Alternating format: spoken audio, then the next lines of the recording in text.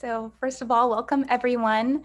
I'm Elizabeth Wicks. I'm the current Chief of Chapter Development on the Association of Women Surgeons National Medical Student Committee.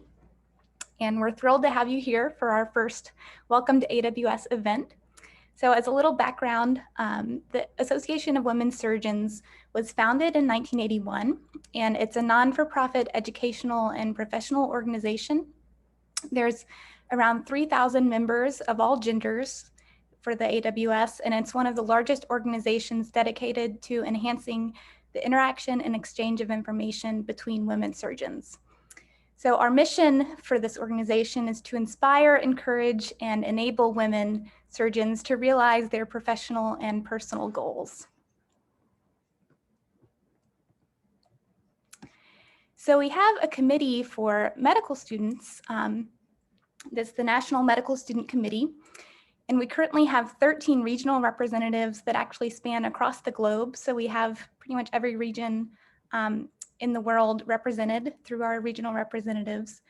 And we have 145 total chapters right now. So the National Medical Student Committee as a whole is composed of 25 individuals consisting of our chair, a vice chair, the chief of chapter development, research coordinators, resource development coordinators, diversity inclusion coordinators, mentorship coordinators, and social media and marketing coordinators. So I believe we have some of our National Medical Student Committee members here today. So at this point, I'd like to open the floor to let them briefly describe what their roles are on the committee, as well as if they'd like to talk briefly about what AWS has meant to them. Hi everyone, I'm Charlotte. I'm one of the medical students on Charlotte, the national. I think you're muted. Oh. Can you hear me now? Yes, we can. Okay. Oh, Lizzie, just maybe check your volume. But I will just quickly get started and introduce myself. So I'm Charlotte. I'm the current Southeast Regional Representative. So we have 9 fantastic chapters, which I'm really excited about. Can anyone hear Charlotte? Yes. Or is it only me? Yes, we can hear. Oh wait, here we go. Sorry, I didn't have my sound up. No worries. And so you'll actually be hearing from one of the Southeast chapters later in today's talk. You'll be hearing from UVA, which I'm really excited about.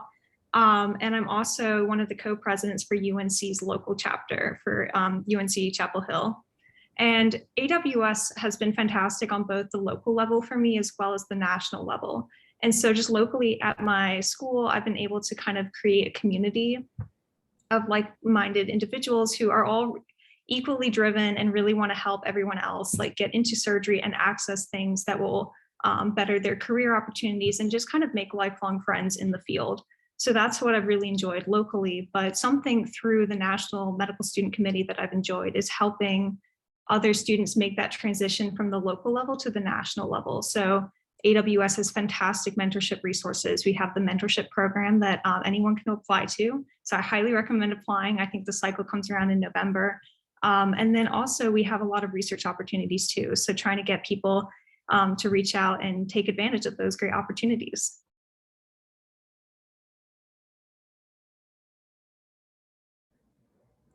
Yeah, thank you, Charlotte. Would anyone else like to speak? I think so. Letitia is going to be moderating our second panel. She's our Latin American regional representative.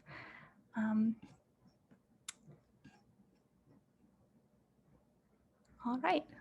If not, I can move on to our next slide. So here is a general outline of how to start an AWS chapter, because I know a fair amount of people here on this webinar today don't currently have a chapter at their medical schools. So to begin, you can complete the application on the AWS website, and here's a link that you can follow. So just tinyurl.com/AWS chapter. And so that'll be a complete application that you fill out. And part of that application requires that the founding president become a member of AWS. So to become a member of AWS, you can go onto the website and click student memberships.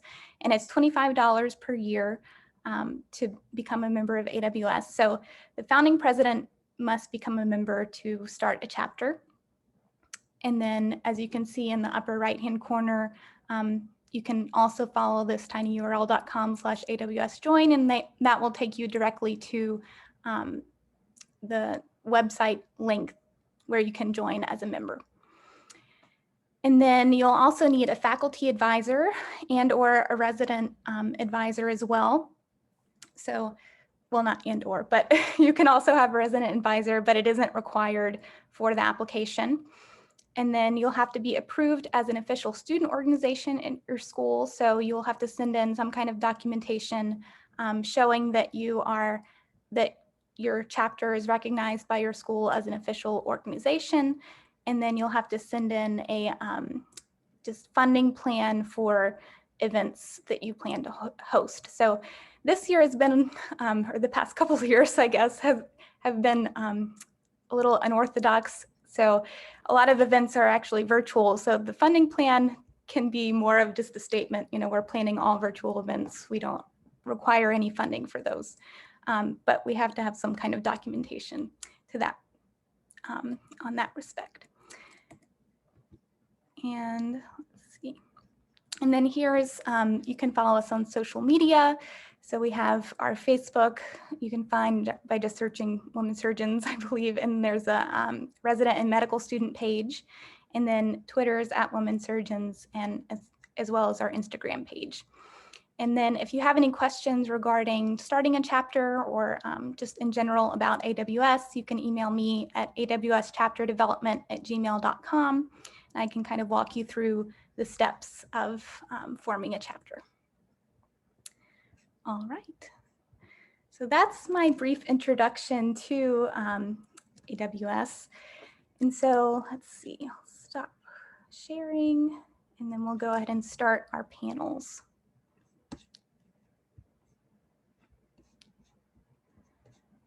All right.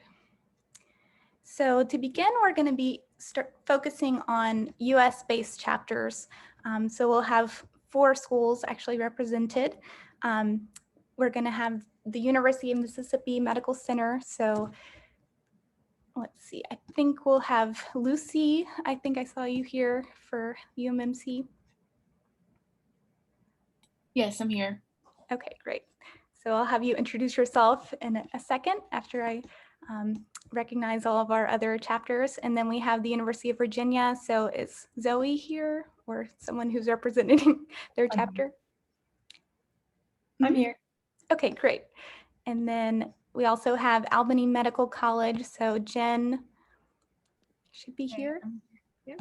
Great. And then PCOM, so Philadelphia College of Osteopathic Medicine. So I think we should have a representative here. Yeah, okay, great. Yeah. All right, so to begin for our US-based chapters panel, I'll just have each of you introduce yourselves and what your role is at your local chapter, and then kind of what AWS has meant to you and what it's meant to be a part of this organization.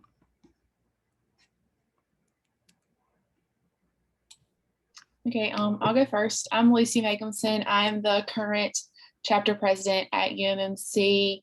I got involved with AWS as a very fresh M1, and it's just been a really good community for me to be involved with people that care about our community and are involved in the OR as well. So it's just been a really good place for me to find friends in med school and allowed opportunities that I don't think I would have had otherwise. Hi, I'm Zoe Recker. I'm a 4th year at UVA. I'm our chapter president right now. I've been involved with AWS since I was a 1st year as well. And I would definitely just echo what others have said. It's really the community in AWS that makes it so special. I'm friends with everyone who started in our chapter as M1s, and we've just kind of grown together. And then you can meet residents and attendings through the organization and go to events that just are not offered by other groups in the school, and just provides a lot of opportunities and connections. Hi, I'm Jen. I'm the chapter president of Albany Medical College in upstate New York. Our chapter is actually relatively new. It was started last year, so I only got involved as an M3. But since I've been involved, it's been like a really unique opportunity to meet people, like echoing what Charlotte was saying, like-minded people who are passionate about surgery, but also other things are also super important. So I guess I've been kind of facing some challenges of starting new events and stuff, but everyone's been super, super supportive, and I'm really lucky to have the community that we have. Hi, I'm Nada. I'm currently the vice president of AWS at PCOM. Like Jen, our chapter started last year, and I was an M2 amongst like M4s, which I think was really important because you saw girls who were 2 steps ahead of you going through the process. So even though it was relatively new, there was someone still like to look up to and kind of guide you as well, which is nice. And they still are just as involved. So like everyone has said, like the community is very important part of this.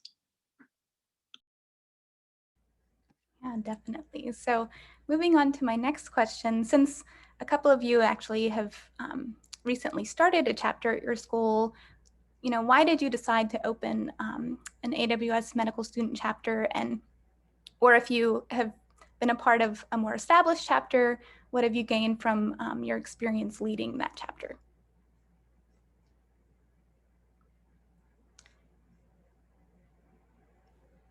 I didn't start the chapter at my institution, but I felt compelled to join the chapter because I think a huge part of why I wanted to go into surgery was like the candid conversations I had with the mentors that I had during my rotations, whether it was a resident or an attending. And I kind of wanted to be part of an organization that kind of emulated that experience to other medical students. So the mentorship aspect of AWS was like super, super important. And that's partially why I joined the organization. So I was on the founding board last year, and at our school we have Wisely Surgery, which is like a good large general surgery organization. But I think something that we found missing was like the women aspect and talking about how as women we could be strong leaders in the field. And I think that bringing AWS really brought upon that community and that leadership and a stronger female mentorship program that we could have and like use for guidance as opposed to just like a general like a surgery mentorship.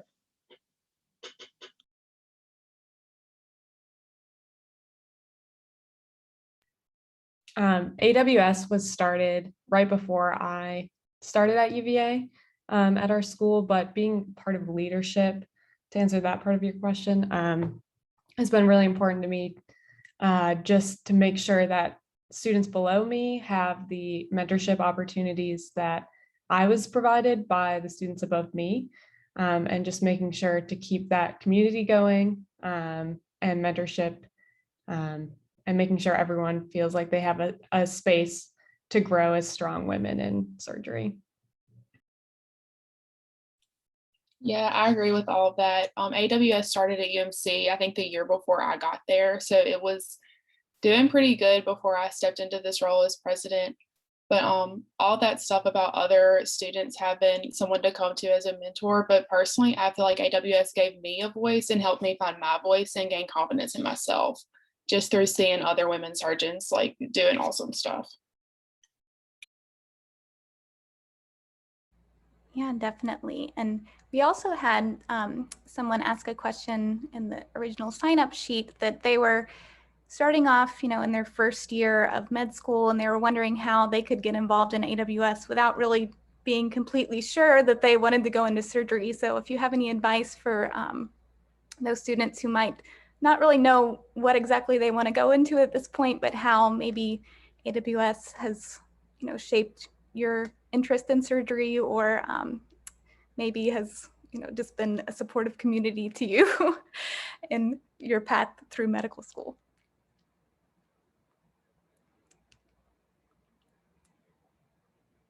So something that our organization does is that we do a day in the life series. So we'll bring residents or other attendings to come in and talk about the different specialties and what their days look like and how to get there. And I think it provides students who might not be interested or don't know what they want to do, what it kind of looks like, what their future could look like. And most of the residents are more than open to like send out their email or a number or something so students could actually like reach out and ask for themselves. So it just provides a little like network for people to kind of ask those questions that they might be uncomfortable, or like talk about those thoughts that like, hey, I'm not sure, but like, what can I do? Or what can I like, what does it look like? And I think that definitely helped, at least for me as well.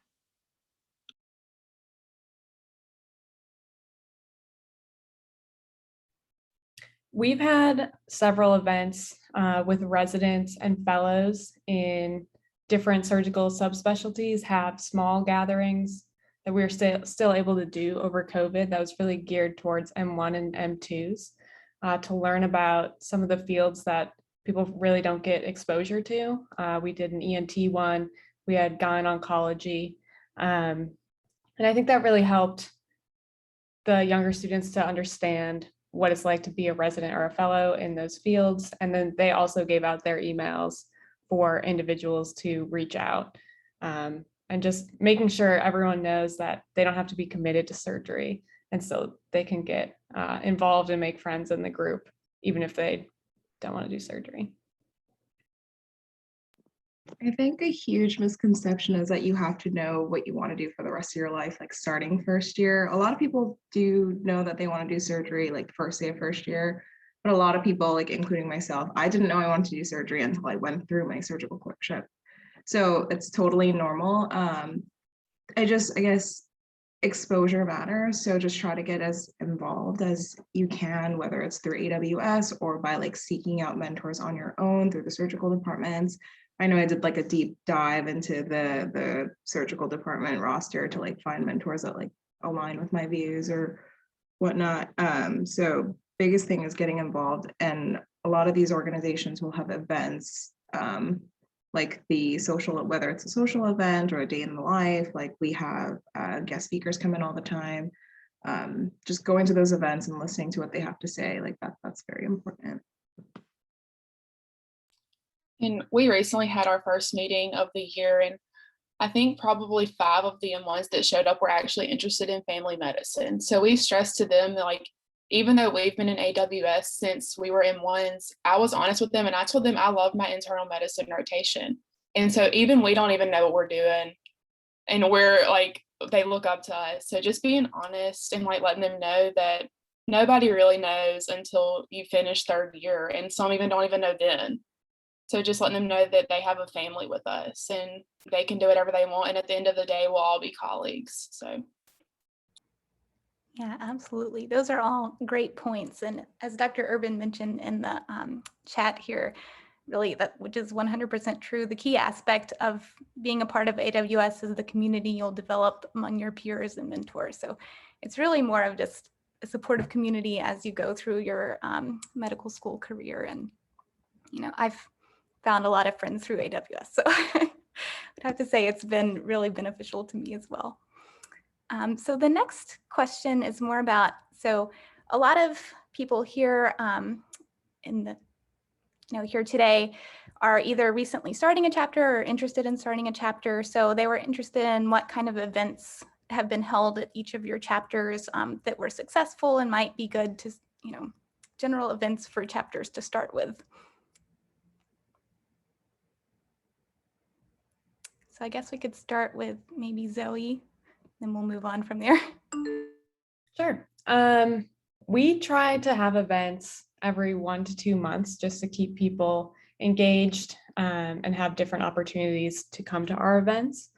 And we have some large like panel type events where we have attendings speak about their experiences as being a woman in surgery, where pretty much the whole school is invited, and it has pretty high attendance. And then we have some smaller events like the M1, M2 resident fellow get-togethers that are kind of more casual social event where you can get to know people better. And we do put a cap on that so that it does stay a little bit more intimate. And then we have some mid-size events, and we do a suturing workshop every semester. And we usually do that with another surgical type interest group at our school, just to kind of spread out the funding costs for buying suture.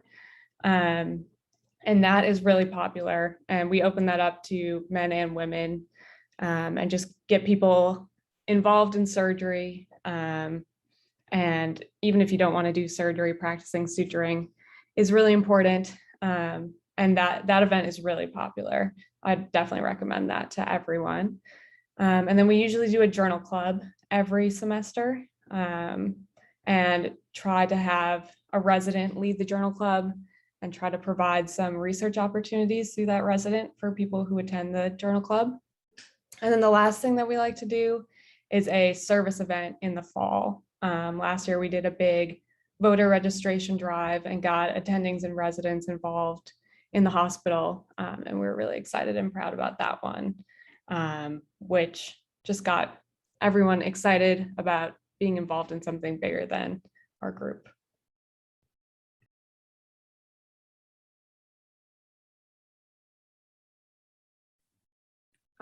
Can I just ask a question related to this? So, hi everyone, my name is Rawan. I'm actually from Kuwait and I'm an aspiring plastic surgeon. So I'm very happy to meet all of you. Actually, I don't yet have a chapter in my school and this is very nice to attend. We just formed a women association of surgeons like a couple of years ago, 2 or 3 years ago. So yeah, it's very inspiring.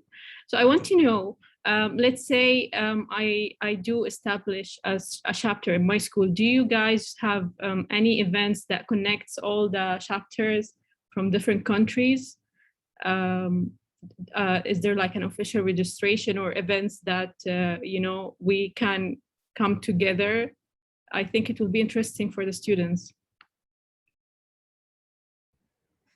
Yeah, definitely. So we do have each of our regional representatives, one of their main goals throughout the year is to plan a regional conference. So it's set to involve all different chapters in the region and students throughout the region. So you can look out for the regional conference in your area, or contact the regional representative in your area and see, you know, when that's planned for, and definitely be a part of that. So that's a big part. And then also the AWS organization as a whole has, you know, their national conference every year, which students are encouraged to attend as well. That is great. So do you think Kuwait falls under which region? I'm not sure I will find it in the AWS chapter, or we can follow that up at the end. Mm-hmm. Yes. So I would say probably Asia, Australia, but I'll follow up with you. All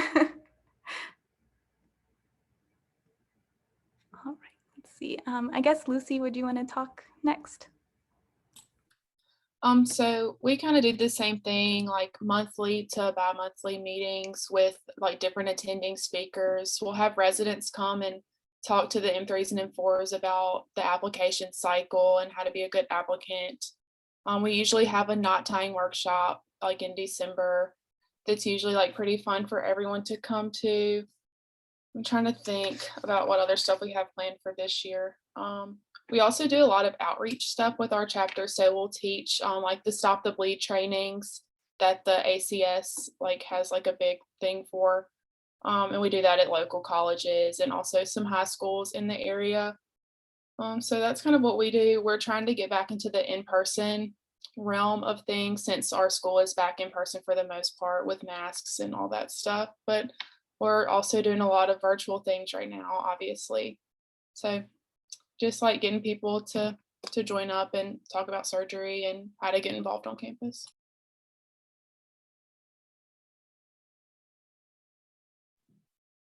At Albany, we do similar things.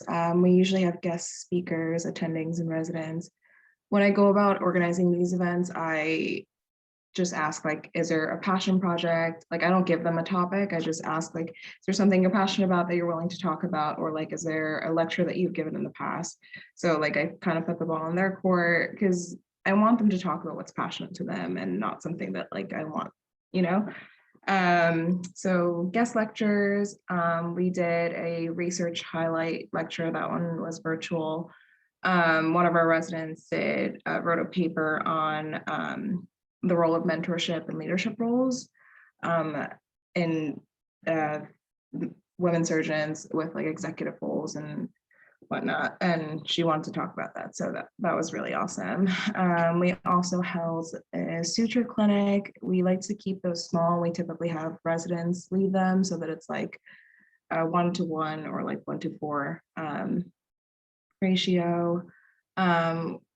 For the rest of the year, we have a couple events lined up. We have a surgical ethics conference, a lecture on imposter syndrome, and then like a leadership lecture given by one of our alumni members.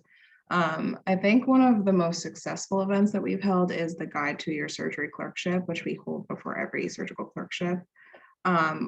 We held the first one in person because the rules have everyone became vaccinated and the rules kind of eased up, but I think going forward, it'll be virtual from now on. So whether it'll be virtual or in person is kind of up in the air. I'm trying to think what else. We have like mock oral boards for the residents, and then like a virtual interview guide specifically for the M4s this year. Those are about it. I'm sure there's more planned, but that's just like the tipping point of what we have planned right now. Yeah, similar to the other chapters, we will do our Day in the Life series at least once a month. So a specialty is like highlighted every month. And then we will do every semester a suture workshop, and we work on trimesters. So that's like 3 times a year. And then we also have like a professional development workshop series. So we'll bring someone from like student affairs to do on like interview tips, or program directors for our like PCOM DO surgery program director to help on like our CVs or board studying from like 4th years in residence, and how to like excel and what to do and how to kind of prepare ourselves to be the best candidates for whether it be interviews or applications. And then we usually partner with either our OB-GYN or other surgery clubs for fundraisers. So last year we did Period Poverty, which is like an organization here based in Philly to raise, like awareness about period poverty amongst like, women and a lot of like lower income families. And yeah, I think that covers like the basis. We were all pretty much virtual for the past year. So we're trying to figure out also how to navigate between virtual and in person. Yeah, those are all fantastic events. You all are all remarkable chapters. So that's one reason why you were invited today. So moving on to the next question is more of, now that we've talked about some of the successes and planning events, kind of what were more of the challenges that you faced in either setting up an AWS chapter or just challenges you've had in planning different events, etc. So I guess we can start with you, Jen, this time. I guess the biggest challenge that I faced was trying to set up a mentorship program within our chapter, finding attendings who were willing to become mentors. And if there weren't female attendings available, like how would I go about reaching out and finding those mentors for the students who are interested? So one way we kind of mitigated around that is we reached out to the Alumni Association and asked if they were willing to give us like the contact information of any like surgeons who graduated. And they were able to get me a huge list, and not surprisingly, a lot of the alumni were very, very happy to become mentors. So that's, if you're also having the same issue, that's like one way to mitigate it. I think that was the biggest issue. Another thing was with COVID, everything had to be virtual. So virtual lectures are really hard. You kind of miss the interpersonal relationship that you get with like in-person lectures. Like you can't go up to the speaker and like ask personal questions, stuff like that. So that's a challenge that we're still trying to mitigate. But those are the two things that I think were the biggest challenges that I faced.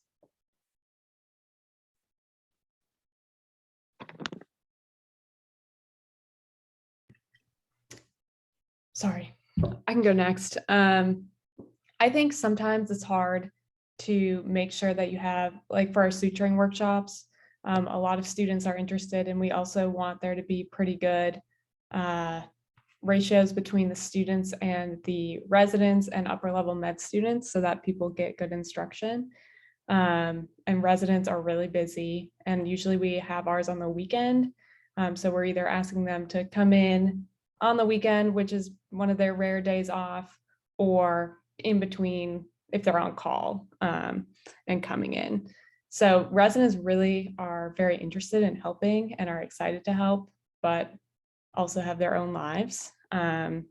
So what we ended up doing to kind of help with that was have shifts, so that we had shifts of med students coming in and shifts of residents, so that they only really had to come for an hour if they wanted, or they could come for the whole morning, and just giving plenty of advance notice. But I would say that that is probably the hardest thing that we run up against, but everyone is very excited to help, but just advance notice and being respectful of that.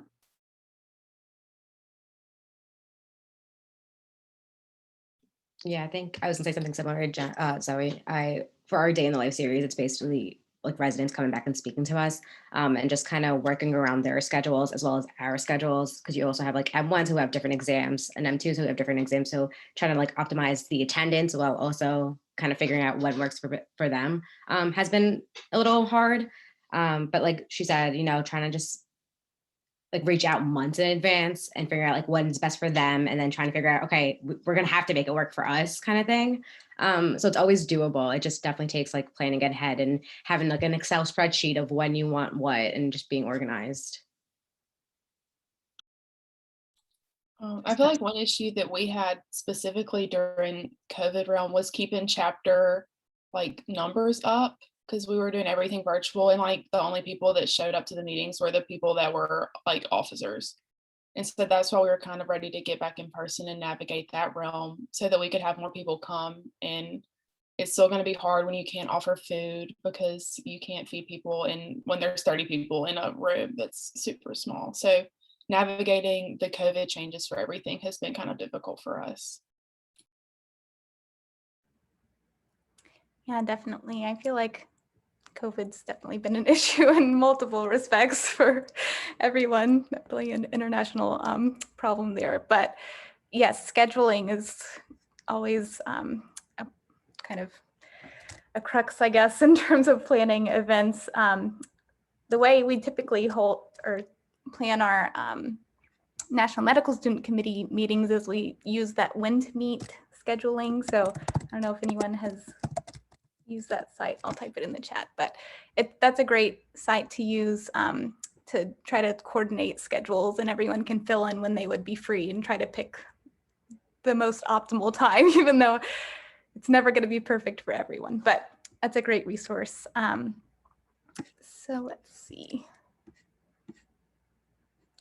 So the next question I had is related to your faculty advisors at your chapter level. So just wondering kind of how your faculty advisor has been involved in your chapter, and maybe how they might have helped with faculty outreach for different events and things, or kind of different chapters have different structures. So seeing how your faculty advisor has been involved. I guess Lucy can start. So since Lizzie knows who our faculty advisor is, Dr. Kohler is super involved with AWS. She's also the faculty advisor for the surgery interest group. She does everything. She's amazing. I can text her if I need anything, and she will respond as soon as possible. If we need speakers, she will go find them and get them to come speak to us. She's just very involved with us, with all the students, really, but she's awesome.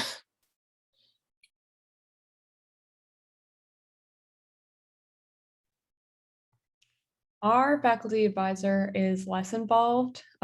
We're much more student run, and we'll reach out to faculty that we have worked with and different board members have worked with instead of going through her. Just that's the way our organization functions. We are co-hosting our regional conference with Wake Forest, and our faculty advisor has been a lot more involved in that. Because she just has more experience with conferences and things. So we've used her as a resource to bounce off ideas and think about speakers that we're going to have. So she's definitely available, just our chapter is more student run, and she's a little bit more hands-off for us. My chapter is kind of in the middle. We have a faculty advisor and a resident advisor. So we typically go to the resident advisor before like jumping it up to the faculty advisor. However, Dr. Villalobos and Dr. Wu are both very, very responsive. So we, I mean, Anna and I, the resident advisor, we like chat probably like once a week to talk. She like checks in on me to see how the events are going, if I need help with anything. She was like a big help in finding resident mentors for me, which is really good. Dr. Villalobos also checks in on me maybe once a month. And she was a huge factor in getting guest speakers as well as faculty mentors as well. So yeah, that's how it goes pretty much. Yeah, for our chapter, we also have a resident advisor and our faculty advisor. I think our first go-to is a resident advisor just because they're more available. I think she's also was closer to our shoes rather than our faculty advisor. So she kind of knows some tips and tricks that can help us. But both have always been there for us and, a text away, or if we need, a workshop that we kind of are figuring out who to put in, they either know or they're willing to step up themselves, which is always nice to have. So we're more student run, but they're always there to help. Yeah, definitely. And hitting on the point of Zoe mentioned the regional conference that they're planning. So I know that Zoe and Lucy have both been involved in regional conferences in their respective regions. Not sure if Nana and Jen have, but if you, for Zoe and Lucy, if you want to touch upon, how the planning of the regional conference goes and kind of what exactly the regional conference is, that would be great. Sure. Ours is coming up on September 25th. So we are in pretty much final stages. What we decided to do was have a board member whose sole position is helping to plan the conference. And then I'm involved making sure that she has everything that she needs. And I kind of keep up with what's going on, but she's really taken the lead on it. And I think that's allowed us to still have our other events and make sure the planning is going well. It's just a half-day conference to bring together our regional schools and highlight speakers from Wake Forest and from UVA, and then a couple other guest speakers. But we're really excited about it. We're still, I think it might get moved to all virtual, but it was planned to be all in person with a virtual component, just to deal with COVID things. But as COVID seems to be getting a bit worse now, it might go to all virtual. But we're just excited to have residents and faculty involved and getting people together and meeting all the really cool women from across the region. And it's been awesome getting to work with Wake Forest and getting to know their executive board really well. I think Chelsea was a lot more involved with our chapter planning the event last year. So I do not remember everything that went on with that, but we did host our region conference this past February, and obviously it was virtual. But I can't confidently speak on everything that we did just because our previous president was a lot more involved than I was. Yeah, it was also more of a half-day event. So it was similar to what Zoe was mentioning. We had kind of a diverse group of faculty that talked for different panel sessions, and then we had kind of, more, I'm trying to think back to all of the different sessions we've had, but it was a really great conference. We had Dr. Madamavi speak, who's a really fantastic surgeon there at UMMC, and then also Dr. Kohler spoke as well. And then we had a few, Dr. Urban spoke too. And we had a few other representatives from our region. So it was really more of an all-inclusive of the whole South region.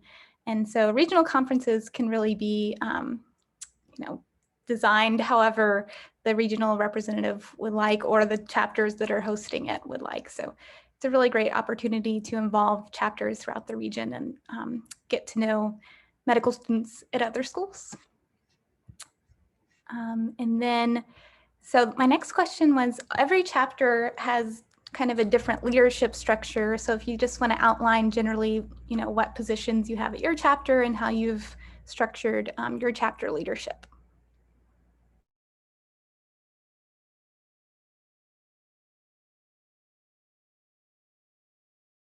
I guess, Nada, would you want to go first? Yes. So we have our president, our vice, treasurer, secretary, and someone for social media, someone for community service as well, and research. And so we figured that those are like the big three like subcommittees that we really want to highlight, because obviously research is very important. Social media is how we kind of advertise our events, especially since we were virtual. We used Instagram a lot to get our word out and emails, so that falls on that individual. And then our community service is how we as our school, we kind of are mandated once a semester, but also we obviously want to do community service. So that individuals help is responsible for organizing the events. And then our treasurer does our budgeting, who works hand in hand with our community service event to figure out what money is needed, as well as for all the events when we bring in speakers. And our president, you know, as our fellow presidents might speak more upon their responsibilities. And I'm here to just like help out our president and just assist in whatever is needed.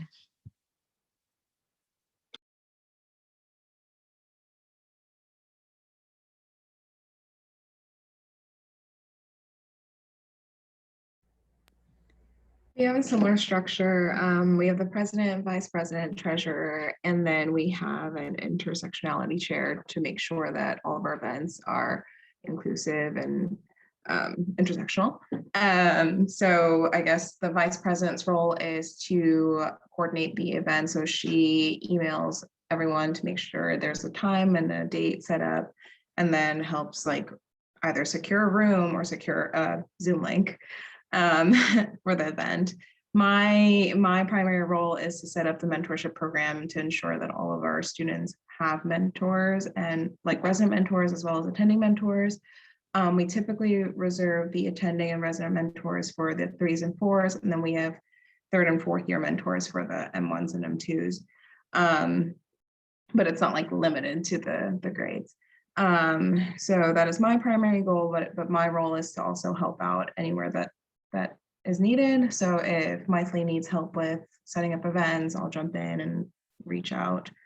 The treasurer does the obvious things, secures the funding for all of our events. And I already spoke about the intersectionality chair. So I think it's a really good idea to have a social media chair, because it's been a pain to juggle all of it. So I'm also getting some ideas from this conference.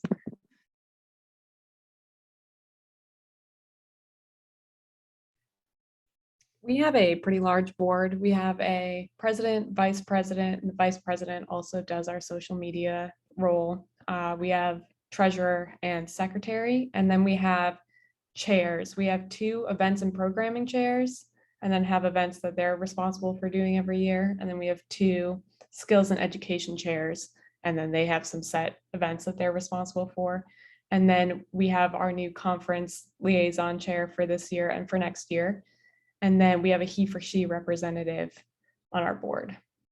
And we just delineate the events that everyone is responsible for at the beginning of the year.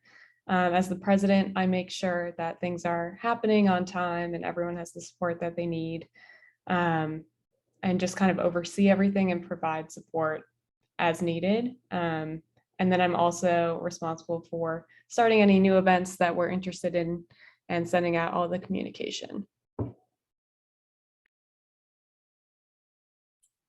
Yeah, so pretty similar structure with us as well. As the president, I like organize all of our meetings and run those meetings. I communicate with all of the faculty members that we have come in to like speak with us, and I help as needed with other stuff. Our vice president is in charge of our like Stop the Bleed like outreach stuff. They communicate with our community members and anything related to community service, things like that. We have a secretary who does all of our meeting minutes and does sign-in sheets and does email stuff with other medical students. We have a treasurer, which does what all treasurers do. We have class representatives from each class whose job it is to like let them know about meetings and ways to get involved with us. We also have an advocacy chair, which is kind of a new thing that we're doing to get policy enacted like at our state level as far as getting Stop the Bleed taught in schools so that kids know how to react in certain situations. And we have a resident liaison, which is kind of the same as the resident, like faculty member or whatever, but they just let the other residents know like kind of what we're doing and if they want to be involved. Yeah, those are all great. And I love seeing the gender equity representation throughout different chapters. Because someone actually asked, they said, how can a man be involved in AWS? And I said, you're more than welcome. We're an organization that's, for empowering women surgeons, but it's open to anyone who believes in our mission and wants to be involved. And then, I think we can wrap up with maybe one more question for the panel. And someone had asked about funding and kind of how different chapters manage to get funding, whether they're, if their school doesn't provide funding for them, how they go about getting funding for different events. So if each of you want to talk about kind of how your chapters manage funding, that would be great. I guess we could start with, let's see, maybe Zoe. Sure. So our medical school has a student organization group that delineates how funding is given for all of the clubs. And we just send them a budget at the start of the year with our planned events and planned budget. Everything's kind of been different with COVID, but that is how we did it. And they would approve it. And we would request those funds at the time that we use the funding. That's just the way our school does it. For the regional conference, we've also reached out to our Medical Alumni Association for some donations for like gift baskets for the attendings who are speaking at the conference.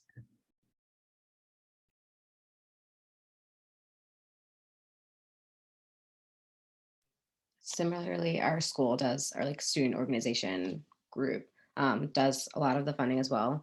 Another way we were able to raise kind of more funds is we sold like t-shirts, did like a fundraiser with t-shirts, and we did our suturing kit was also another fundraiser that we were able to use, and actually that was like a charity event as well. We kind of used half the profit for a nonprofit organization and then half for us. So like those are also just two good ideas. If the school's not giving you enough, t-shirts are always a good way to kind of, because everyone wants a t-shirt, so to get interest and get money. We're the same way. We submit our budget request at the beginning of each semester, and then we're allotted up to $200 per event. I think that amount might have decreased if we're not doing in-person events because we can't have food anymore. So I think my treasurer would have a better idea of explaining that.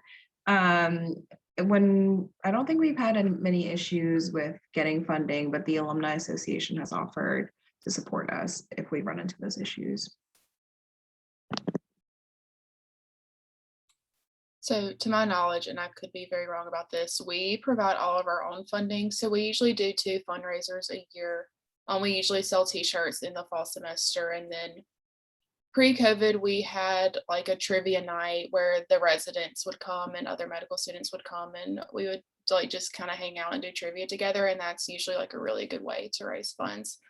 Hopefully that will get to happen this year. We usually do it in the spring, but we'll see. This year we're planning to sell scrub caps per request from one of our faculty members. So we'll see if that goes well. Hopefully we can sell some to like all members of like the surgical team. So kind of getting it outside of the student organization into the whole hospital. Yeah, those are all great. So I guess that's probably enough questions for our first panel. If anyone has any questions they'd like to write in the chat, we can open it up for Q&A for our panelists.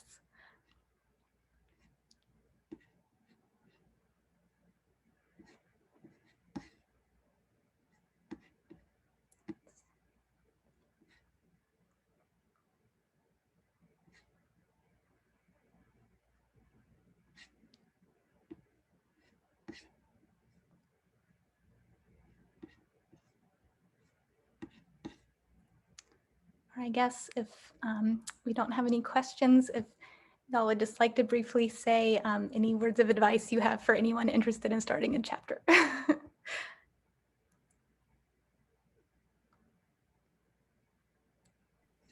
I just have a quick question before we finish. I'm so sorry. I'm a medical student at University of Montreal, and we don't have a chapter here yet. So I was wondering if the activities of like the Association of Women Surgeons and starting a chapter there ever interfered with your surgery interest group with the school? And like, if anything, did you collaborate? How do you kind of draw the line between each group? For us, we always include the surgery interest group in any of our events. So we'll be the primary host, and then we'll email them before we organize events and let them know like, hey, we're interested in doing this. Do you want to be part of it? That way they have the option to like help us organize if they want to. Similarly, if we have any speakers from specific subspecialties, we'll also reach out to like urology interest group or like plastic surgery interest group. So that's one way that we could kind of coordinate that stuff. I don't know if that helps. Thank you. No, it works. Thank you.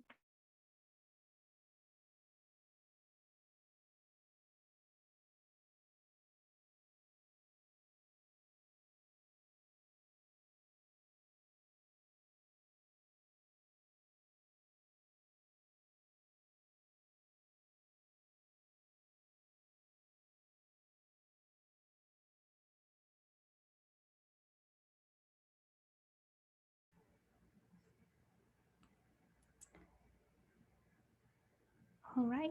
Well, if there aren't any other questions, if you have any questions that come up later on, feel free to email me.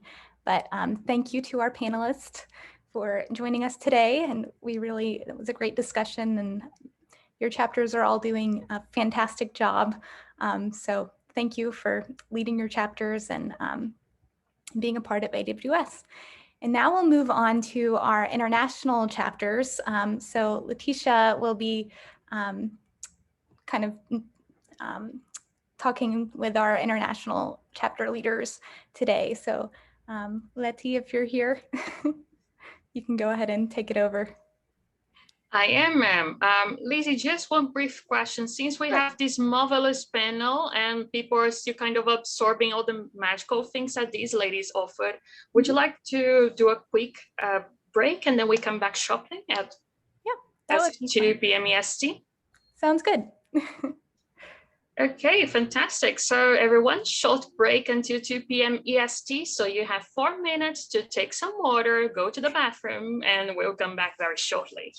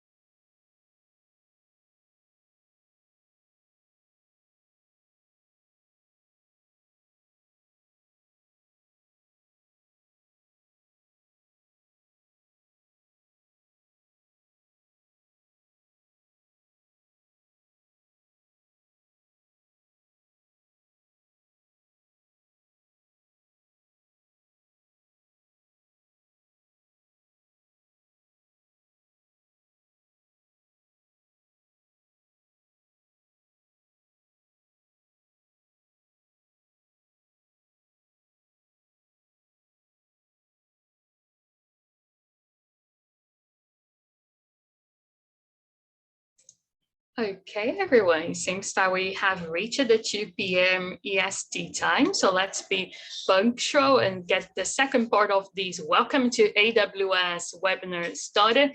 So before we begin, just briefly introducing myself once again, as will be the moderator, your host for the second part of this webinar.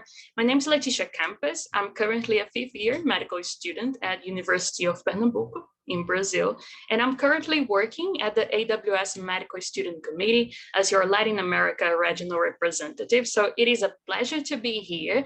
Oh, so just one thing before we get this started. Since this is an international panel, I really would like to know how international we are here among the participants. So here on the chat, if you could please just say, where are you coming from, your country? That would be absolutely great for us to feel the mood, feel the atmosphere here. And so for this very brilliant international panel, we have a great variety of chapters. And because of that, I will even make to do a roll call because we have many guests here.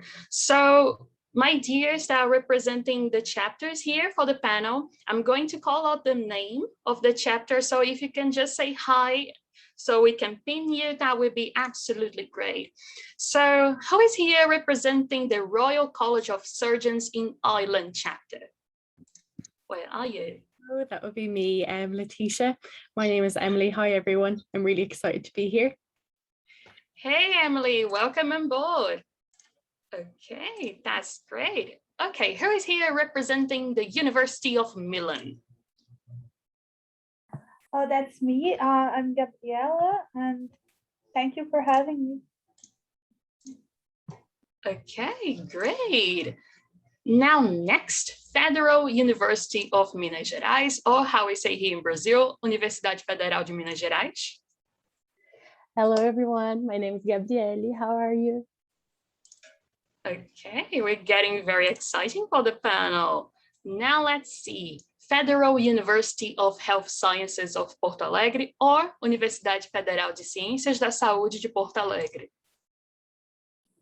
That's me. Hi, hello everyone. I'm Joanna. Thank you for the invitation. I'm really happy for being here. Okay, thank you, Joanna, for coming here. Now let's move to Monterrey Tecnológico Institute or Instituto Tecnológico de Monterrey. Hello, my name is Laura. Thank you so much for the invitation. Okay, fascinating. And now let's go to Academia de Cirugía de la Pontificia Universidad Católica de Chile. Hello, everyone. My name is Javiera, and I'm the president of the Academia AWS Chapter. I'm super happy to be here and a bit nervous, but it's all good. Okay, welcome on board, ladies. When I said that this panel was going to be huge, I was no kidding. So thank you for coming, all of you, for accepting our invitation. So the first question for us to get this started, I would like to do for you is, well, some of you already introduced yourselves, and that's okay. But if you want to elaborate a little bit, totally okay. And if you could please talk briefly about your experience with AWS and what it has meant to be a part of this organization, that would be great. So can we get started maybe with Gabrielle? Yes, of course. Hi, everyone. My name is Gabrielle, and I'm the president for this year's chapter here in UFMG. And I believe that the AWS experience means so much to me. It brings together everything I believe in, sorority, also surgery, and has built this amazing network, this friendship, this support, and also amazing opportunities that follow with it. That's beautiful. Who else would like to jump in? Joanna, you're looking like that you want to speak. Would you like to jump in? Yes, of course. Well, my name is Joanna. I am a 4th year medical student at UFSPA, Federal University of Health Sciences of Porto Alegre, in south of Brazil. I am the current vice president of our chapter. We founded last year, and since the very beginning, the experience has been amazing to me and all my colleagues. We get in contact and in a global community provided by AWS, and also has been amazing to build a community of a local community of women and girls interested in surgery here at our university. So it has been amazing since the very beginning.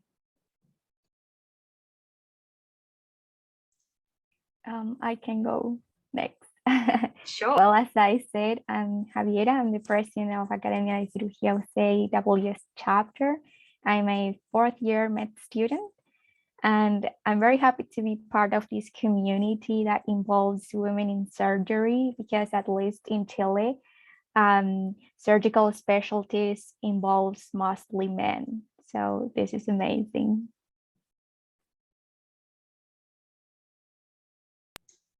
That's beautiful. What about you, Emily? Really wanted to hear from you too. Yeah, I can jump in next. So as I said, my name is Emily. I'm a final year medical student at the Royal College of Surgeons, which is based in Dublin. And our AWS chapter was founded in 2018, and I've been the president of that for the past 2 years. And it's been amazing to see our chapter grow so much in the past 4 years. For me, getting involved in a community with fellow students who have an interest in surgery like myself has been amazing, as well as having direct networking opportunities with our fantastic surgeon and surgical trainee mentors as well. I think we've grown into a nice little family. That's been the highlight for me. Laura, your eyes are shining from here, and I can tell that. So yeah, again, my name is Laura. I'm really excited to be here. I am the current vice president for my chapter. We started our chapter this year in 2021. And to me, the AWS has really been such an exciting opportunity. My chapter has helped me create like a small community of people or women who support each other, and even has led me to meet doctors and do things that I never thought I could have done. Okay, last but not least, Gabriella, would you like to add anything? Yeah, I'm Gabriela. I'm the president and the founder of the Association of Women Surgeons in Milan. We have a very nice board this academic year, and I'm very happy to be here. And I hope I can help anyone who wants to start a chapter, wherever they are in the world. And let's hope we can expand even more AWS, because it's yeah, like Emily said, like this little family that we have, we shared interests, and it's really helpful. Okay, ladies, thank you for introducing yourselves. And now some of you are in leadership positions. Some of you even got in the process of opening a chapter. So my question to you would be, what have you gained so far from your experience by leading the chapter? And what are some of the challenges that you guys faced to set up an AWS chapter in your medical school? And anyone, feel free to jump in.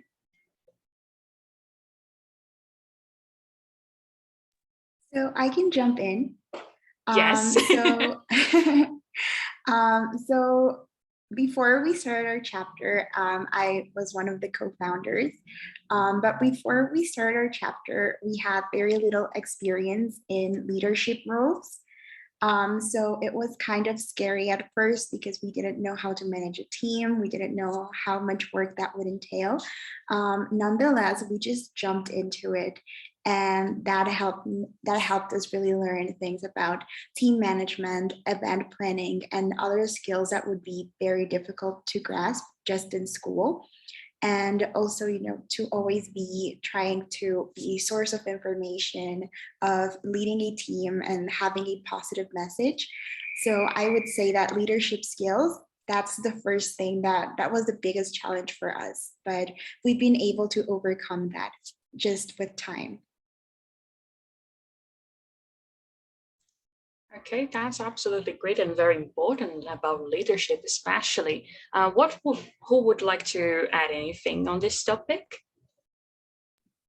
Yeah, I can jump in next. Letitia, I definitely agree with Laura. I've definitely gained huge leadership skills from having a chapter at AWS in terms of chairing meetings and coordinating an organizing committee, event organization and things like that. So that's been fantastic for me.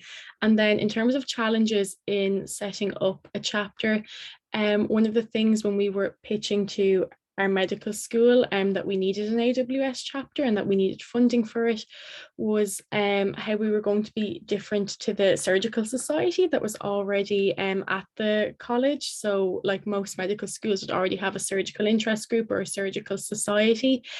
So we kind of had to pitch then to the university that our goals were different.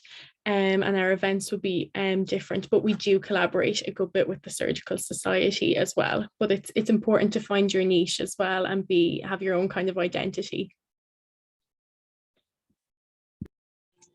Truly important, definitely some of the main challenges from some of the chapters, even from Latin American region. Anyone else? I can go next.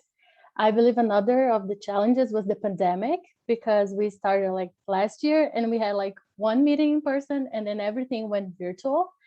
But also in our university, that was difficult with the structure of the chapter, because usually here in Brazil, we have academic leagues and that's a little bit different from the chapter. So we had to adapt that.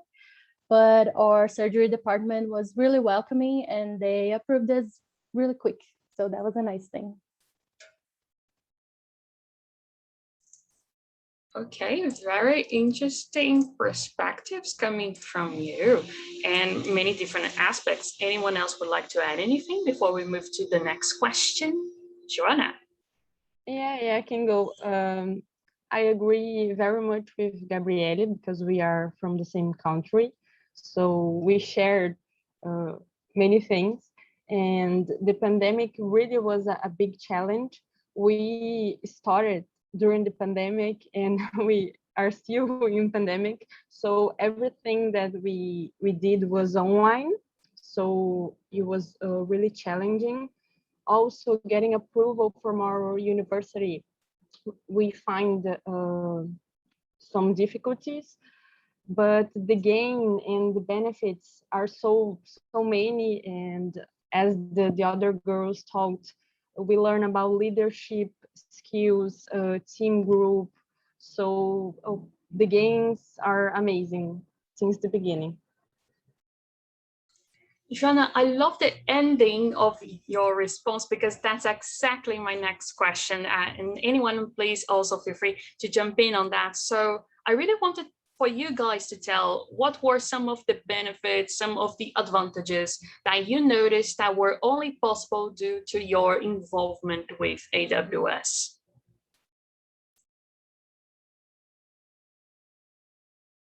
Maybe we can start with Gabriela. Yes, sure. So for us in Milan, I would say the biggest benefit and most prominent one is to have an interest group that speaks English, because we are in a very big university, in a very small course that is called the International Medical School. So a lot of events are done for students that speak Italian by student associations that are mainly general, like they are about general topics in medicine. So they're not specific to women in surgery. So we have a specific group of interest that speaks English and that promotes events in English for people who are still struggling with learning Italian. So that was like very important for all of us. Fantastic, Gabriela. What about you, Javi? So opening a chapter here in Chile. It's actually the first one, so everything it's very new for us. But you know, like benefits has been like having this network of other chapters around Latin America, and you know, we all support each other, and that's awesome. And also all the activities that AWS offer us, you know, like this workshop series and stuff like that. So that's it. Very lovely. Anyone else would like to talk about these two? Yeah, I can go next. Well, first, personally, for me, the chapter made me fall in love again for surgery. For a moment during college, surgery was not my first option, and being part of the chapter made me close to surgery again. And now I want to be a surgeon, and I know the specialty better. So now it's a career for me. And I see that the same happened to my colleagues, my peers.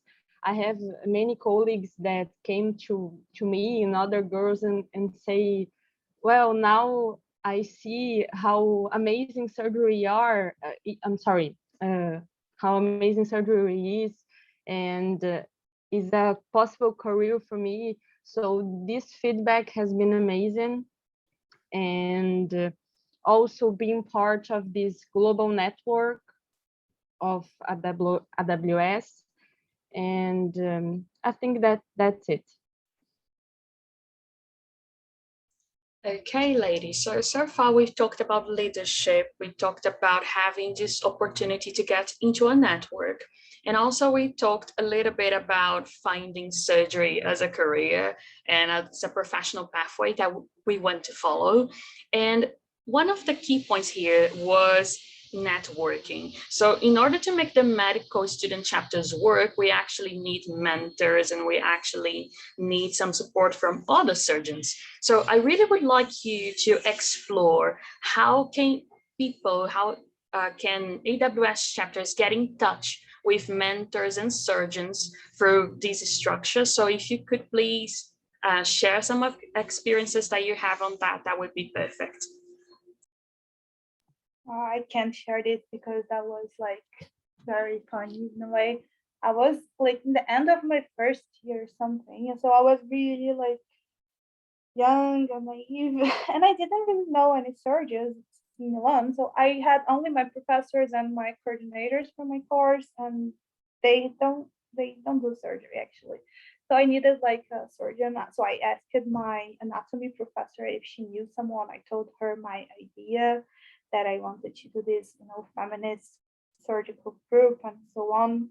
I think she's like a very big professor, so she also has this empowerment feeling on her. So she could connect me. She then did connect me with our first faculty advisor.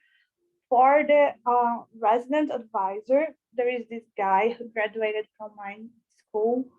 Like, so I knew that he could speak English as well, and he has a YouTube channel about getting into residence in Italy, and he was a general surgery resident. So like I contacted him, if like asking if he could connect us with a colleague that was like interested in AWS or something like that. But all his colleagues were very busy, so he ended up being our advisor himself. And he's still like the advisor. He's helpful sometimes in sharing about our events with colleagues and so on. But at the same time, he doesn't really give us any new ideas. We do whatever we want as students. And that's how we are dealing with things right now. So don't be afraid like to connect with the people you know. Like sometimes you don't know enough people, and you can ask your professors for help. I think they definitely know a surgeon and they can connect you with them. anyway. So that's helpful.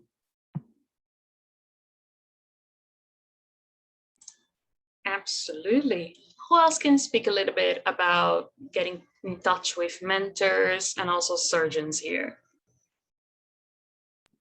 Yeah, I can go next. Like Gabriella, I definitely agree. At the beginning, it can be kind of hard to get the ball rolling with your mentor network. But I think once you get a few, then the ball really gets rolling and it progresses quite well. Like Gabby, we started by just approaching our professors of surgery and our surgical tutors in the different hospitals that we were on placement with, and asked them would they be interested, and to distribute that to their different teams as well. And then what we also did is, if your university has an alumni network, it can be really helpful to get in touch with them as well and to advertise that. So there's an RCSI alumni newspaper, so they put an advertisement in that for us, and we got a good response from that as well. I think there is a lot of consultant surgeons and surgical trainees who are interested in getting involved. It's just getting the word out to them, really. I am loving the tips, absolutely loving. And this is something that I'll definitely advise my chapters as well. Let's see, Gabrielle. Oh, sorry, Javi, you wanted to speak. Sorry. Yeah, I Come in. can go next. So I actually contacted an older student. She was in 6th year, I think, and she gave me like a list of surgeons that were willing to help us create the chapter, you know, to have a faculty advisor and a resident advisor, and that helped us with that, you know. But now when you are, you know, kind of searching to do new activities, Letitia has been there for me, giving me contact of other surgeons from, you know, overseas to help as well. So definitely, if you're looking for someone to help, you have to contact your regional representative.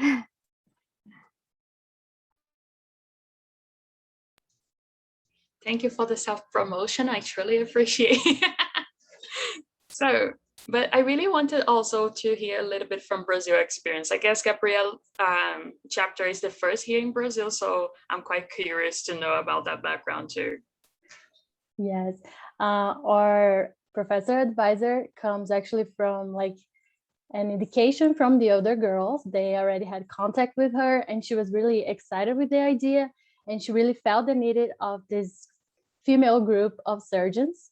And we also have a resident advisor that we found actually through contacts too from girls rotating in surgery. But we also have this great channel with surgeons that is the Instagram. We have quite a lot of followers, and a lot of surgeons reached us asking, what do you need? I want to help. I want to be a part of this. I think this is really needed here in Brazil because we also don't have that many of women's surgical specialties here. So this is like the mainly ways. Okay, fantastic insights on here, ladies. And some of you even talked a little bit about how you got your faculty advisors here. So just kind of reminder for everyone here attending the webinar that to apply to open AWS chapter, you need to have a faculty advisor. So that's truly important. And I really would like some of you to say how your faculty advisor has been helping you, have been involved, and if you have any tips, extra tips, because you already talked a little bit about that, to approach the faculty.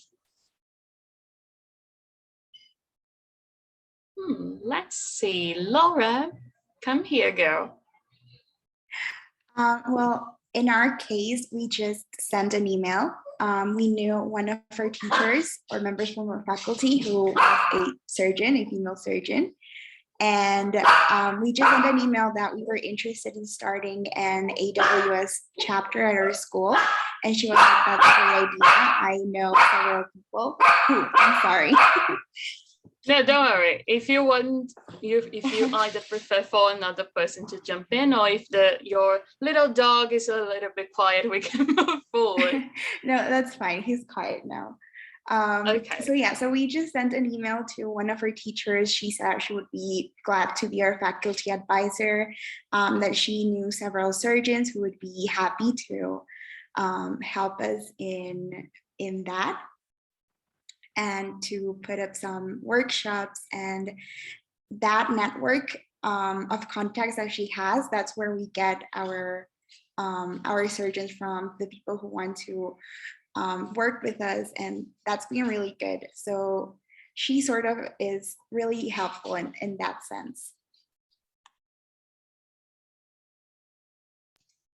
Thank you, Laura. Anyone would like to share about how is the relationship with your faculty advisor?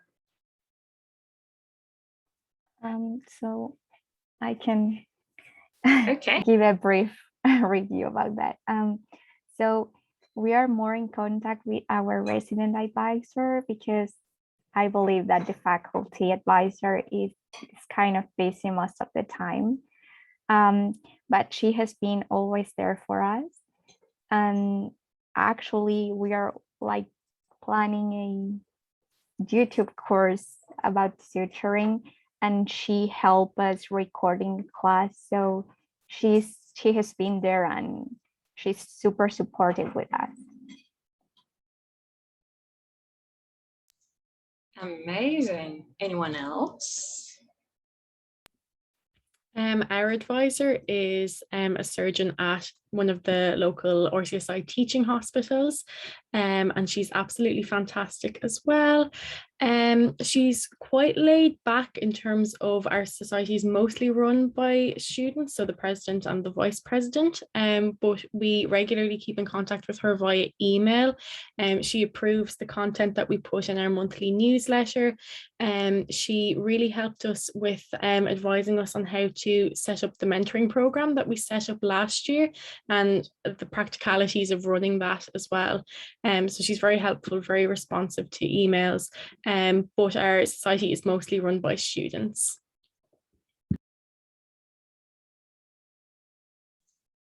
Okay, that is great. Joanna?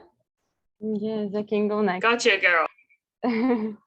Well, our faculty advisor always has been very supportive. She always was there for us. And if I could give a tip, is to always give feedback. We always try to inform her what we are doing, our activities, and she gives us advices, of course, and also give us ideas on new projects. So always informing what we are doing and giving feedback for her, that has been working really well. Okay, fantastic, ladies. Thank you so much for sharing your inputs on that. So let's move a little bit forward now regarding the leadership structure. So once again, the only role that AWS chapters need to have is like a president or a chair, and chapters have their own autonomy to set up the roles, the positions that they want. So if you could briefly explain how each of your chapters is organized on that sense, so the chapter wannabes here can have like a quick overview, that would be great too. Who can start?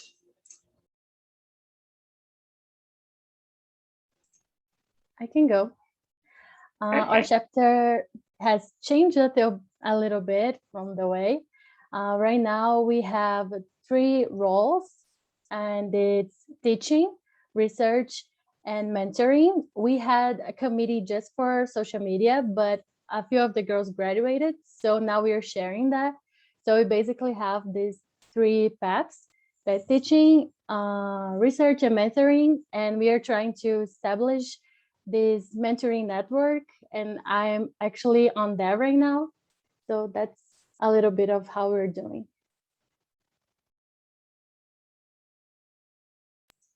Okay, anyone else is the same, a little bit different? I can go. Go. Yeah, you go. I'm sorry, Javi. Well, Our school requires us to have several posts in terms of student groups. So we have a president, a vice president, and a general coordinator. And then our chapter, well, all our other officers are like coordinators for specific areas.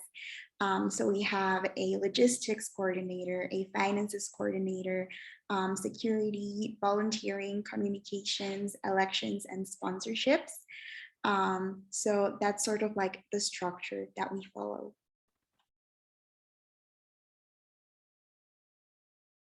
Very different. And Javi, I think that you wanted to tell a little bit as well.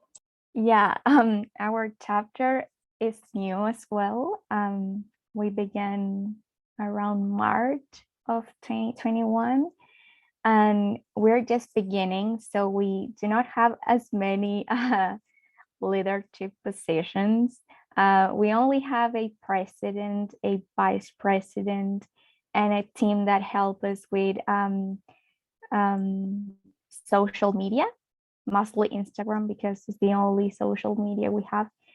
So we're just beginning. We do not have coordinators and mentoring and stuff like that.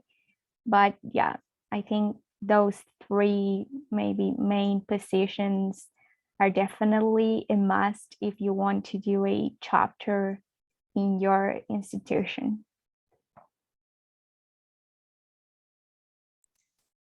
That's the beauty even to run a chapter, because you can see that you can start with little spots and then the roles can become increasing, and that only demonstrates the level of sustainability of most of our chapters and how great and big they become over the years. So this is a very good piece of advice, and here you can see many examples on how the chapters can run. So that's absolutely great. But hey, I really want to breathe into a topic that is very beautiful in AWS, that is about building capacity on many different topics. And we can do that by running events. So I really want that you guys to share some successful events that your individual chapters have put on, and how have you felt about these events?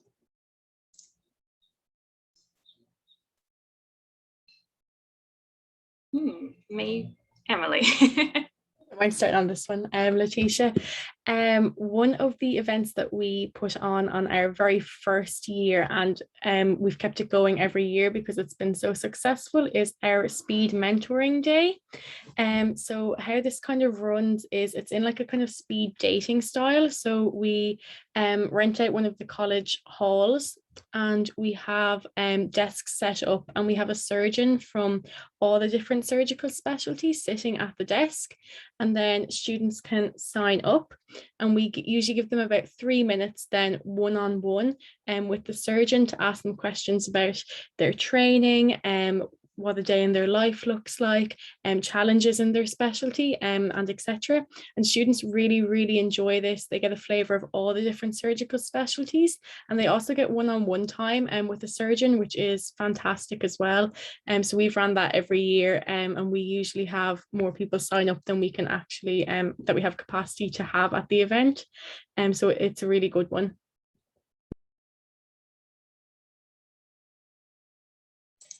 Even me wants to attend now that you're describing. That was very brave.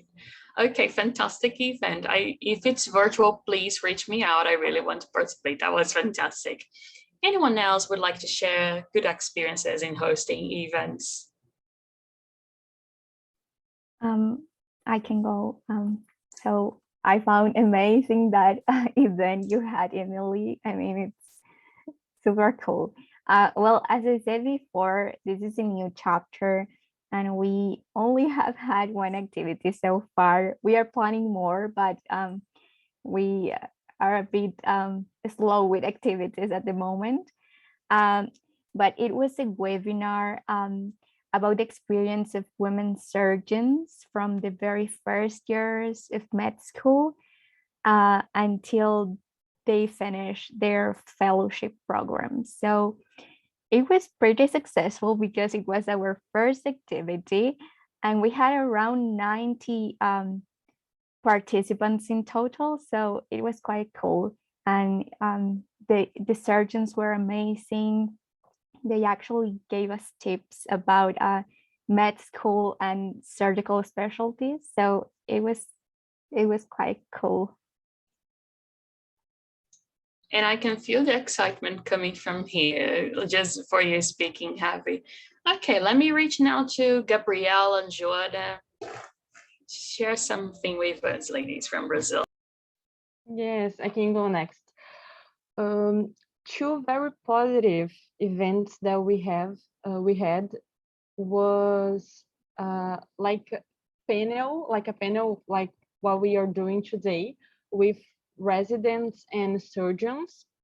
The first one was only with residents from different surgical specialties like general surgery, gynecology, urology, orthopedics, and they share a little bit of their experience, the daily life, the motivation to be a surgeon, and was really informal, but was really nice to know how it is like to be a surgeon.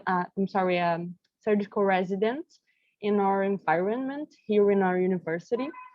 Also, another really great event that we had in June was with surgeons, and they approach their motivations to be a surgeon, the challenges, and was really, really inspired. Everyone ended with the eyes shining and the heart fulfilled and wanting to be a surgeon. So these panels are really simple, but the results are very positive.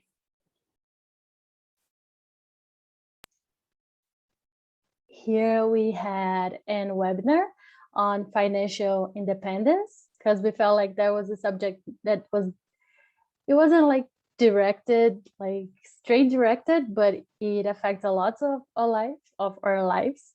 And also we had a series of Instagram lives with surgeons where the girls could send questions and talk a little bit with them.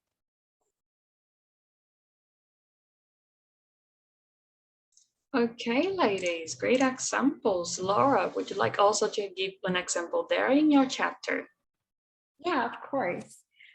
So I think one of the most successful events that we've had was the Citrine workshop that we did earlier this year. So it was online, and we managed to keep like the rooms very small, so it was still very personal, even though it was online. We weren't sure how that would have worked, but I think that it worked pretty well. We also have a series of talks called Meet Your Doctors. And these are events where women surgeons will come in and they will talk about their specialties, they talk about their careers, they tell us some tips and their achievements that they've had in this area.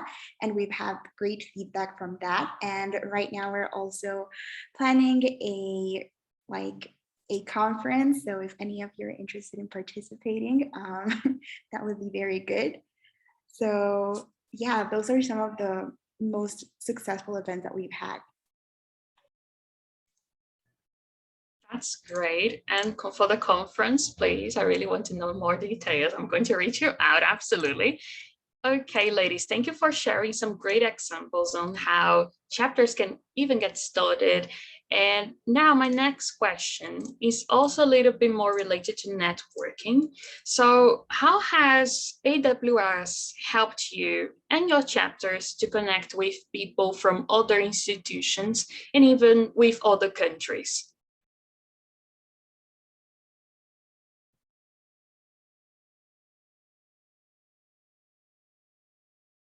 Okay, let's do some spinning then. Oh, Emily, you unmuted yourself. Okay. I can start this off. So I have to give the credit to, I think Amy Wilkinson is here. She's the European coordinator for AWS this year. So she puts on meetings with all the different European chapters, which includes myself and then also Gabby in Milan as well. So that's how we all got to know each other and to know each other's chapters. And last year we actually collaborated and put on a European conference all together. So that was a brilliant collaboration to do. And it's been great, and we're planning on doing the same thing again this year, just because with organizing a conference you need a lot of people to organize it, and we ran it over 5 days, so we needed a lot of different speakers and a lot of different activities, so it was brilliant to have so many different chapters on board to do that. Shout out to Amy, absolutely, on that. For our representative. Okay. Hey, Javi. I can go next. So in Latin America, we have a WhatsApp group with other chapters. I mean, all of them. So we can communicate with other chapters around the region. And that has been fantastic because it's a way that quite simple to, you know, like reach the number, I don't know, Lara or Gabriele, and tell, hey, I'm doing this activity. Do you want to be part of it? So I think that's a great idea. And also, if you talk with your regional representative, she will give you other contact information from, you know, other chapters or other leaders and other surgeons from overseas. So that's a great idea.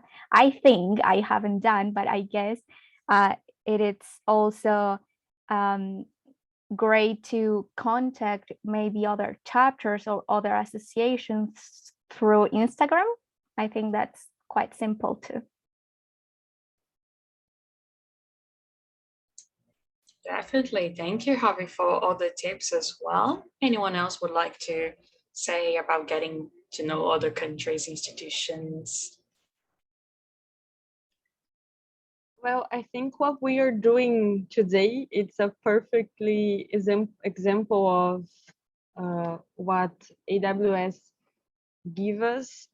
So we have the opportunity to get in contact with chapters and people from all over the world. And in Latin America, we have a great regional representative, which unites us, and we do regular meetings. So we also get in contact with our local chapters. And as Javi mentioned, I think social media is a great tool for this network. In Instagram and Twitter, we follow other chapters, other people, and then we get close to these people even online, but we have the opportunity to know people from all over the world.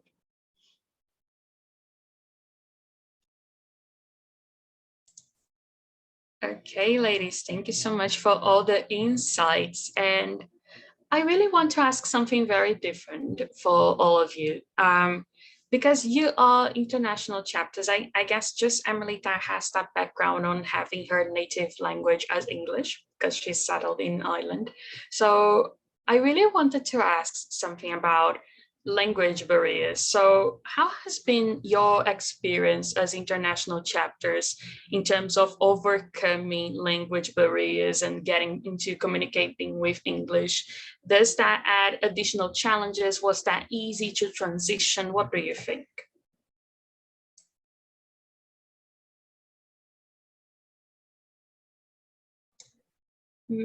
Hey, Gabrielle, okay. I think the group helped us a lot to get back on speaking English, because I spoke English a lot when I was in school, and then I didn't have anyone to practice or to speak with. And I think the group helped a lot because we having our regional meetings in English, and we can come and watch a webinar from AWS in English, and we can follow everybody on Twitter and then practice more. And I think that helped a lot. But I think, like, if you're from Brazil and you don't speak English, that could be a barrier in the beginning, but also a motivation to get used to it, because it's really important, even though we are not English native speakers.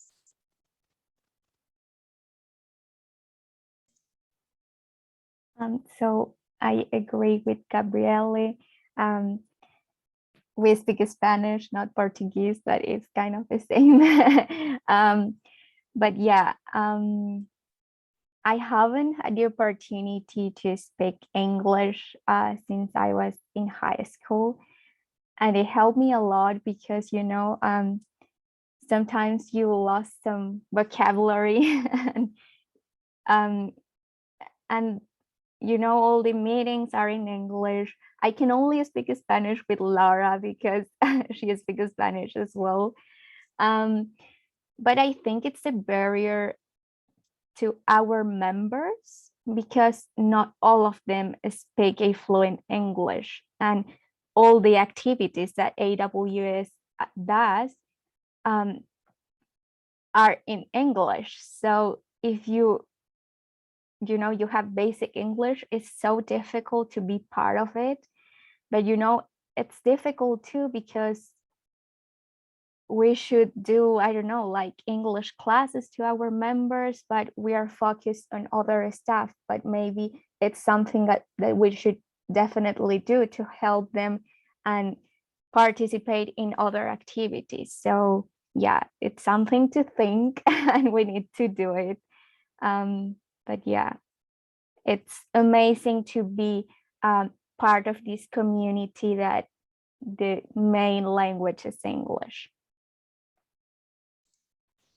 That's very true. And that's why even that during some of the events that our AWS is hosting, we're trying to add translators into the event so it can try to be more accessible and even more inclusive, because AWS has many incredible opportunities for our members. So it would be totally unfair for us not to do the effort to include these people that want to engage, that want to excel, to inspire. That's the main goal that we want. Joanna, Laura, would you like to add anything else concerning that topic too? Well, exactly what Javi said. Honestly, for some chapter members, English can be a bit of a barrier, not because they can't speak it, but because they can sometimes be a little shy, like, oh, my accent is too thick, or all of these different things. But just like Gabrieli said, it can also be a challenge to take on, you know, to put yourself out of your comfort zone and just be part of everything. So that's been the biggest barrier that we've encountered, but I think that it's something that we can definitely work around.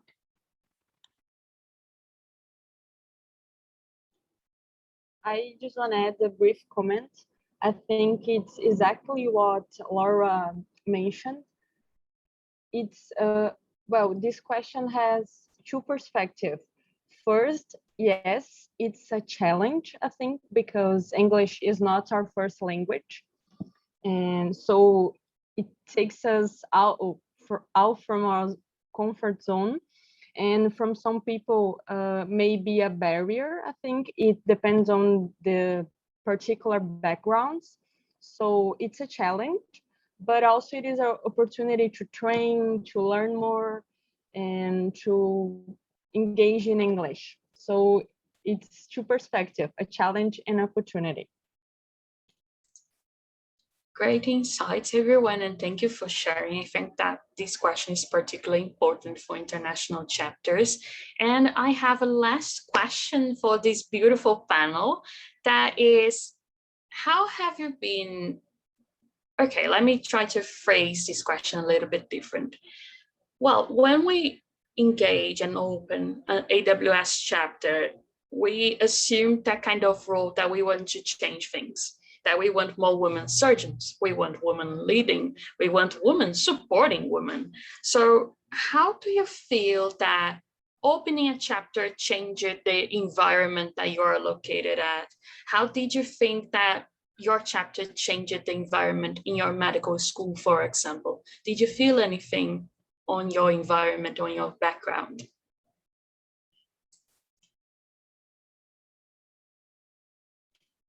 Well, I can start. Absolutely. I think that the results, the response from our colleagues, the feedback are what motivate us every day. and keep us going. As I said before, we build. Joanna, my dear, you're muted yourself. I'm sorry. No, don't worry, don't worry. So as you were saying, yes, we build a small community here at our university between surgeons, residents, and medical students. And I think now we have more female colleagues aiming to be a surgeon, seeing that as a career, feeling inspired, feeling encouraged, and that's everything. It's a small thing, it's a small step, but I think we are aiming to improve and being surgery more representative, at least here at our state, our locality. that's great to hear, really. Anyone else would like to speak a little bit on that? Yeah, I 100% agree with Joanna. It's so rewarding to see female medical students encouraged and inspired after events to consider pursuing a career in surgery and not letting any of the perceived barriers hold them back from doing that. Definitely, I think AWS is really good at highlighting the achievements of female surgeons. So here in Ireland, only 7% of consultant surgical posts are held by females. And I do believe in the phrase, you can't be what you can't see. So by highlighting the achievements of fantastic women in surgery that we have, it definitely encourages the student body to consider a career in surgery, no matter what your gender is or what your background is. I'm loving these answers. Anyone else would like to speak?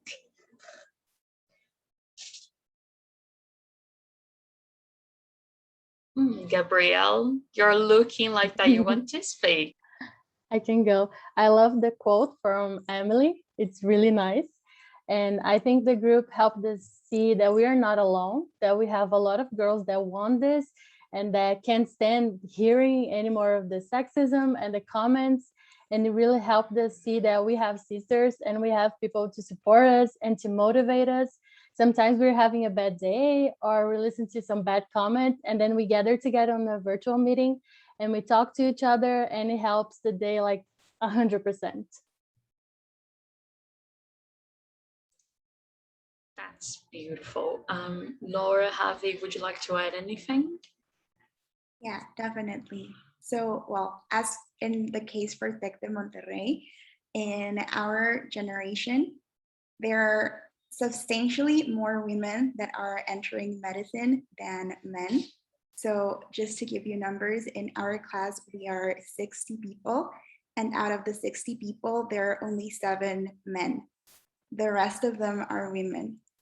So yeah, we are substantially in larger numbers. Nevertheless, at least in our campus, there has never been a group that focused on women in medicine, much less surgery. And adding to that, in Mexico, out of all surgeons, I believe that the statistics is that around 5 to 7% of women choose surgical specialties.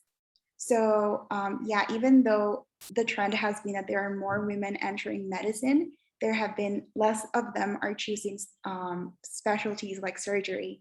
And as we've seen that as new students keep coming in to the university, a lot of them, when they start, they have these like dreams of being a surgeon. And eventually like society or other people try to dwindle those dreams down. So yeah, it's very nice to have a community really and a group of people to support you, to support your dreams, and to let you know that that they are valid and that they are well within reach. Yeah, I cannot agree more with the girls. I think in our case, is the support of, you know, like choosing a surgical specialty or like the surgical path, because at least in my university, not to say all of the doctors that teach me surgery are men. So that's something that we can change, and women also can be surgeons, you know, like it's not a specialty that is mostly in one gender. So I think to encourage our colleagues, our friends to choose a surgical specialty. Yeah. Beautiful thoughts, everyone. Thank you for having these really nice insights at the end of the panel. Thank you very much. I see that our participants have some questions. Lizzie, if you want to compliment me on any of these questions, please feel free to jump in together with me. So let's go together with Stefania. How, as international medical graduates, can get involved in AWS? As alumni, can we open a chapter in our former schools? So concerning the process of opening a chapter, since it's a medical student chapter, you need to have medical students, but some of the ways that you can get involved is, for example, chapters can have resident advisors. So this can be definitely one way. In case you're a faculty already, you can be a faculty advisor for that chapter. And even in case you don't really fit on these categories, but you really want to help, maybe you can help on the process on organizing the chapter, and even can have alumni position in the chapter. That would be absolutely great, and you can serve as a network. So these can be one way. And also AWS has many different membership categories. So there is one for physician, there is one for medical student, and there are very different ones. So definitely it is only a matter of checking into the website, see the best category that you fit, and becoming a member. So it's very simple. And Stefania, I really hope that you get to help the chapter in your medical school. That would be very nice to hear and to know. And let's go to the next question, to Sophia. Could you guys talk a little bit more about your mentorship program and how it works? Sophia, just to clarify, if you could please put on the chat very quickly, do you mean like local mentorship programs, like in their chapters, or AWS mentorship program, the big one? Just for us to understand a little bit on what program actually are you referring to? Both of them, okay. Reasonable, fair enough. I think that's fair enough. So any of you could please elaborate a little bit, in case you run a mentorship program in your chapter, can you elaborate a little bit on how that work goes? Yeah, I can start that off. We started our local mentorship program back in January, and how we work it is we get consultant surgeons or attending surgeons and surgical trainees to sign up as mentors, and then we get senior medical students, so medical students in their clinical years, to sign up as mentees, and then we pair them based on, for example, things like the country that they're going to practice in, and what their surgical interests are. So for example, a neurosurgeon paired with a student interested in neurosurgery is what we strive for there. And then also we have a second tier where we have student mentors. So these are clinical medical students in their final years. They can sign up as a mentor to have a mentee who's, say, for example, in first or second year of medical school, and they can give them advice on how to succeed on rotations, advice for scrubbing into surgeries and assisting maybe the surgeon, for example, tips on getting clinical electives and passing exams in medical schools. So that's how we run it.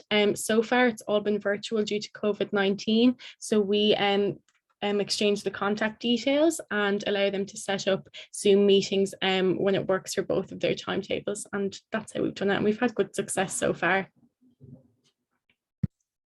I love a mentorship program, Emily. Very well done. Gabrielle, if I'm not mistaken, you have a mentorship team, don't you?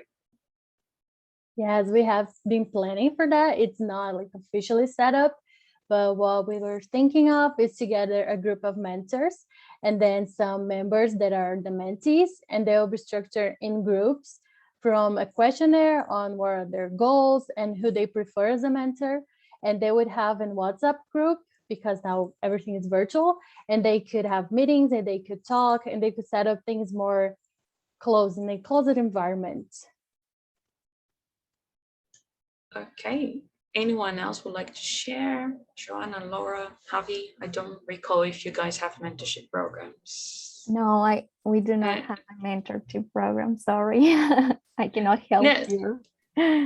Don't worry, don't worry. At least these two beautiful ladies provide inputs for Sophia. And concerning the bigger mentorship program, Lizzie, do you recall when is the call opening for the next cycle? So that's what I was just trying to look up. Let me see if I can find the date for that. But I believe that it's due in, the early part of next year, but I'm not sure. Give me 1 second. I'll look it up. Okay, in January. But basically, Sophia, just to tell a little bit on how that works. So if I'm not mistaken, the AWS Mentorship Program opens in a certain time of the year, and it is based on a 101. So one mentor, one mentee, and if I'm not mistaken, you need to put up a form. You sign up in a form and say a little bit about your interests, what are your objectives through the mentorship program, and there is basically a match. And then you get into know your mentor. As I know that Liz is looking on when is opening the call, so definitely let's wait a little bit so you guys can get excited too. Young put here on the chat that there is an AWS mentorship program. She says, I am a faculty mentor. We get assigned mentors, mentees every year. This is my second year being involved, and I still continue to have monthly meetings with my mentor from last year. That is so cute. And so fantastic. Thank you, Young, for sharing this here with us. So Sophia, I hope we have clarified your question. Let's move to I believe the last question from Sumeha. I hope I'm pronouncing your name correctly. So sorry if I didn't. Hello, how can I be a member of AWS if I don't have chapter in my state? So no problem at all concerning that. You can become an AWS member even if you don't have a chapter at your medical school. So this is totally apart on that sense. But in case you want to open an AWS chapter, at least the president needs to be an AWS member. So to become a member, this is an apart process, a separate process, but to open a chapter, at least you need to have the president as a member. And is it possible to be part of AWS if I am from Bosnia? Completely possible, and we have a regional representative for Europe. So definitely this is possible, and I'm already looking forward to your application on that. Yeah, and just an update on the mentorship. So it looks like they'll be coming out in January of 2022, but there's no set date that I can find. And then they're also working on a website, I believe. So more to come on the mentorship program. But right now, the next iteration should be in January. Thank you for the updates, Lizzie. And I guess with this last question, we wrap it up the second part of the Welcome to AWS webinar with this fantastic international panel that we have. Ladies, thank you so much for attending, for bringing so many insights, sharing your experiences, and also motivating and inspiring us to continue on the AWS journey. And I'm now pass the word to Lizzie, our fantastic host for the webinar. Yes, thank you all for attending. We really have had so many great chapter leaders join us today, and have heard so much about what they're doing at their local levels and kind of how AWS works at the local, regional, and national level. So it's been a really inspiring event, and I hope that you all were able to glean a lot of insight from these two panels that we've had today. As a reminder, if you have any questions regarding starting a chapter at your school or anything related to AWS, you can email me.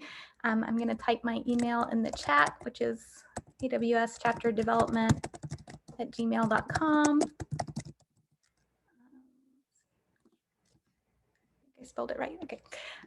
And if I can answer any of your questions, I'm the one who kind of processes applications as they come through. So any questions that you have regarding your application, I can address. So thank you all once again for joining us this afternoon. I hope you have a great rest of the weekend, and welcome to AWS.